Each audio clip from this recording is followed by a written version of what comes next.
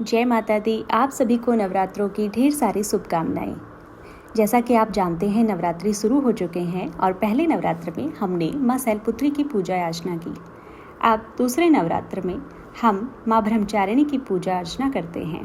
तो आइए आज हम जानते हैं माँ ब्रह्मचारिणी की पूजा अर्चना और उनकी कथा या उनसे संबंधित जानकारी। चलिए जानते हैं। ब्रह्मचारिणी माँ की नवरात्र पर्व के दूसरे दिन पूजा अर्चना की जाती है। भक्त इस दिन अपने मन को माँ के चरणों में लगाते हैं।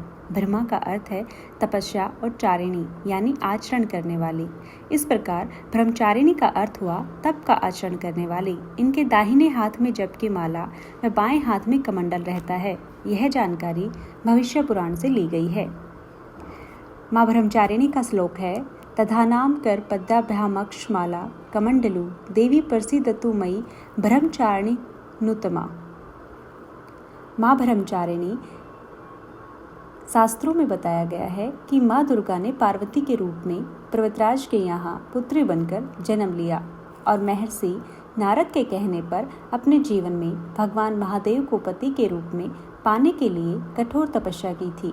हजारों वर्षों तक अपनी कठिन तपस्या के कारण ही इनका नाम ब्रह्मचारिणी पड़ा। 1000 सालों तक इन्होंने फल फूल खाकर अपना समय व्यतीत किया। साथ ही 100 वर्षों तक जमीन पर रहकर तपस्या की।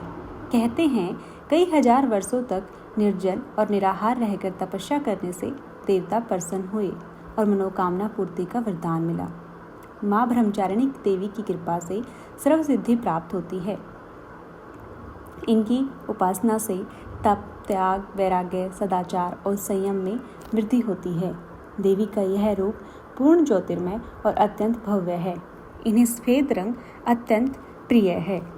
माँ ब्रह्मचारिणी देवी दुर्गा पूजा के दूसरे दिन इनकी उपासना व साधक का मन स्वाधिष्ठान चक्र में स्थिर होता है। इस चक्र में अवस्थित मन वाला योगी उनकी कृपा और भक्ति प्राप्त करता है। इस दिन ऐसी कन्याओं का पूजन किया जाता है जिनका विवाह तय हो गया है लेकिन अभी शादी नहीं हुई है।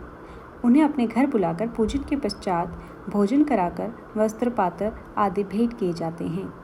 ये थी माँ ब्रह्मचारिणी की एक छोटी सी कहानी। आपको कैसी लगी मुझे ज़रूर बताएं।